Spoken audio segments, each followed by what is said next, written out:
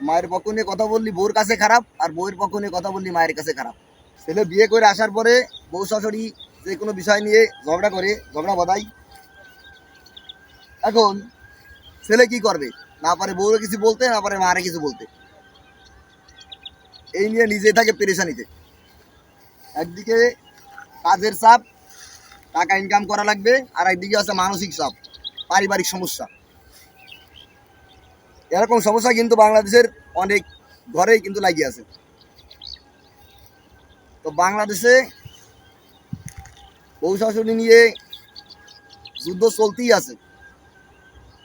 সমস্যাটা কি? সমস্যা আছে বউয়ের মায়ের সমস্যা বেশি বর্তমানে। কেমন সমস্যা? তার কাছে তার মেয়ে ভালো, কিন্তু পুত্র বউ ভালো না।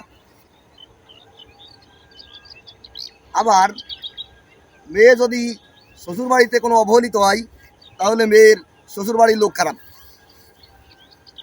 কিন্তু নিজে যে তার বৌমা আছে, সে বৌমার সাথে যে খারাপ ব্যবহার করতেছে, বৌমার সাথে যে ঝড়াঝাড়ি করতেছে, এগুলো কিন্তু কোনো সমস্যা না। বর্তমানে বাংলাদেশে বেশিরভাগ ফ্যামিলিতে কিন্তু এরকম ধরনের সমস্যা আছে। তো যারা এই সমস্যায় জর্জরিত, সেই সব ফ্যামিলির ছেলেরা খুব বিপদে আছে, কঠিন বিপদে। কারোর পক্ষ নিয়ে কথা বলতে পারে না। মায়ের পক্ষ নিয়ে কথা বললি বউর কাছে খারাপ, আর বউয়ের পক্ষ নিয়ে কথা বললি মায়ের কাছে খারাপ। বা এরকম সমস্যা আছে কিনা আপনার ফ্যামিলিতে, আপনি বলে যাবেন কিন্তু।